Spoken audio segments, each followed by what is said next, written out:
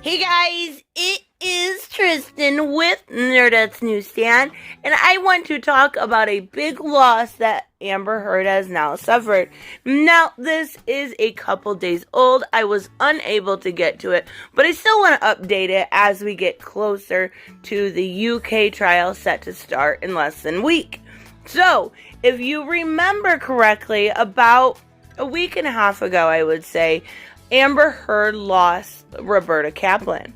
Now, I don't see this as such a big deal because they did come out and say that they believe and support Amber Heard. So, in my opinion, I personally think it was something to do more with the trial, with the date, something interacting, though I could be wrong on that. You never really know in these sort of situations. But this is the second big loss Amber has had when it comes to Me Too activists. So the first was Roberta Kaplan, and that goes with the Virginia trial.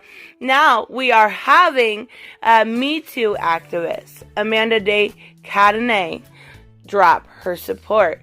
And I will show the video in the background. Amanda de Cadenet is a socialite. She is also very much an activist for Me Too.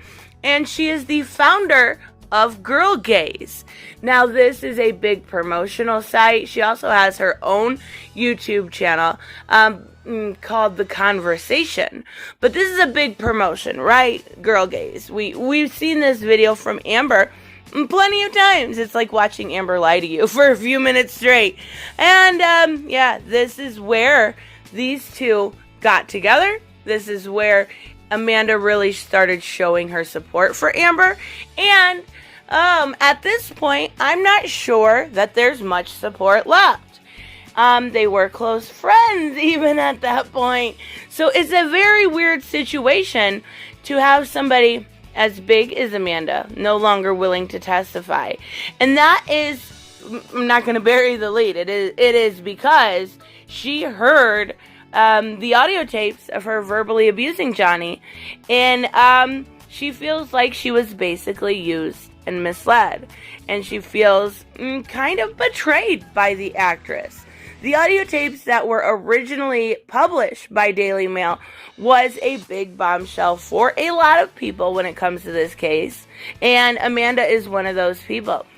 She definitely feels like at this point she cannot support her lies. She feels used. She feels appalled and shocked to hear how Amber was speaking to Johnny. It is a really bad situation for Amber. And the audio tapes specifically were the ones where she admitted to, clocking Depp in the jaw with pots and pans and vases. And yeah, it wasn't good. And it is really doing damages to, Amber specifically. She even told him, you are such a baby, grow the fuck up. Wow. I hope you're proud of yourself, Amber, because you have who? Who do you have left at this point? Can't make a list of those names, right? She also told him in these tapes that nobody would believe him. Like, the gaslighting from this woman is absolutely insane. But people are finally seeing it, and people are no longer willing to represent her.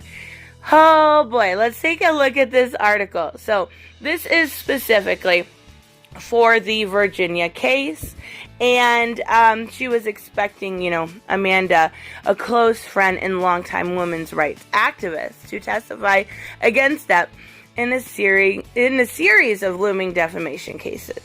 Now, this woman was married to somebody from Duran Duran. Like, she's long been a socialite in the UK.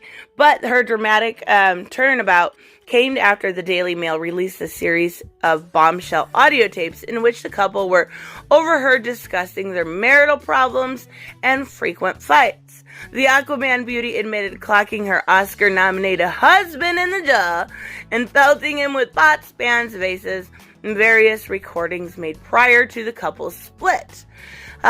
She also appeared to be goading 57-year-old Johnny Depp, predicting that nobody would believe his accounts of violence. and telling him you're such a baby, grow the fuck up. The way that she always treated this man is absolutely ridiculous. But the fact that people are seeing it now is what's really, really important. So Amanda is the second prominent Me Too figure to part company with her. Now this is going to talk about Roberta Kaplan, who is no longer representing her. And that's only half true, unfortunately. She is not representing her in the Virginia case, but she is still on her legal counsel in case she needs her in the future, if there are future cases that she wanted to be a part of. So it was just for that case. And Johnny also lost in that case, but not such a high profile person, right?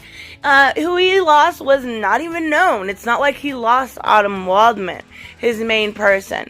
So it was a huge loss. So it says a source close to Amanda said she was a survivor herself and remained a steadfast advocate for women's rights.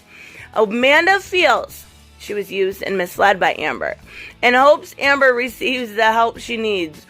Ooh! So, like, it's one of those things when you tell somebody that they need therapy or something, it's just like a cut straight to the gut. Oh my gosh. Amanda believes in the power of redemption and reconciliation and hopes both parties are able to achieve that. Yeah, I don't know. I don't know if Amber will ever be able to receive some sort of reconciliation. The reason why I say that is because you have to admit you're wrong in order to get forgiveness and reconciliation. And Amber is still going with the narrative that she was hurt in this relationship when we all know otherwise. Now, this is what Amanda says. As a longtime women's rights activist and survivor, woman spelled with an X, absolutely ridiculous. And it is a fundamental position to believe women. Oh, stop spelling woman with an X. It's disrespectful to women. It's just like you don't spell Latinx or Latina or Latino with an X. It's disrespectful to the language. So stop that. Anyways, who speak about domestic or sexual assault. Now, this came from June 18th. Like I said, I am a little bit late to this. But I think it's very telling in this situation. And this is one of the reasons why when Amber told me her version of the conflict between her and Johnny, it was my inclination to believe and support her. And that's exactly what she did. She believed this woman blindly, which is a lot of what, people do when it comes to the Me Too movement. However, we've seen the problem with that. We've seen the problem over and over again with that. I recently acknowledged that I will not be testifying in Johnny Depp's upcoming defamation case against his son. I also acknowledge that new facts have come to my attention, which was changed in my perspective on the matter. When the first audio tapes were released, and I had heard Amber being verbally abusive to Johnny, I was horrified. Oh, poor woman. I feel kind of bad for her because I know what that betrayal feels like. I texted Robbie Kaplan, Amber's attorney, and let her know I needed to speak with her urgently. When we spoke, I told her I was appalled and shocked to hear how Amber was speaking to Johnny and that it was not okay with me. When I confronted Amber, so she went straight to the source, right? She went to Roberta and then straight to the source. When I confronted Amber concerning the recordings, she informed me it was edited. Oh, Lord. It was edited by Johnny's team. I had hoped Amber would take some accountability for her behavior. She had not. So what really makes me wonder in this situation, and I could be completely wrong, but the fact that Amanda first, texted Robbie Kaplan, is that some sort of reason? Had this happened previously, right? Is this something that could have led into Robbie, leaving the defense team? I don't know. It just seems all very suspect. I have not spoken with Amber since this exchange, and I have come to the very painful realization that somebody who I advocated for and believed so wholeheartedly was not entirely forthcoming with me. I don't agree with a lot that Amanda says, right? But I do feel bad for her. It has to be hard to put all of your eggs in one basket and say, I support you, I stand behind you, and I will be there for you, to find out you were being used, manipulated, and it's absolutely terrifying. So she said, I want to emphasize that I have no further personal knowledge of what happened between Johnny and Amber, and no knowledge of the truth of her accusations against him. I have made this statement in support of due process and upholding the truth. I absolutely love it.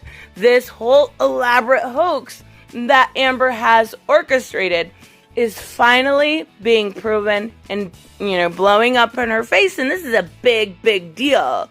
This is something that, if you believe, if you believe wholeheartedly these people without facts and evidence, eventually someone's going to betray you. Eventually you're going to find out the truth about somebody. Eventually you're going to realize that a lot of these people have weaponized the Me Too movement that was initially placed there for real victims of domestic violence or sexual violence, any violence towards women. And when you finally realize that this movement has been weaponized, you can, truly be there for real victims. And I think that at the end of the day, at the end of, all of what happens with court in the UK or Virginia, is what the lesson we need to all kind of take away is real victims exist. Let's put our support on them and not people that, want career gain. Anyways, let me know what you think about Amanda leaving this and not representing, not going to bat for Amber. And let me know what you think of the upcoming court date. As of right now, it's still going, July 7th. So it should be interesting. Anyways, I will see you guys in the next one. Bye-bye. Hey guys, I want to give a huge shout out to my Patreon and subscribe stars. You guys literally make this channel possible. Huge thank you to Cage the Mick, Robert Mick Twiz, Black Knight Fool, Brucey, Chris Z, David L, David Rafford, Jeffrey Allen Carnes, Mighty Paws, Mike Buckner, Maizen Barbosa, Ruskar, Ryan Decker, Robert Hoffman, and Doc Holiday. You guys are absolutely amazing, and thank you so much for all your support. Don't forget on the way out to like as always if you enjoy the content and hit subscribe. And I will see you in the next one. Bye-bye.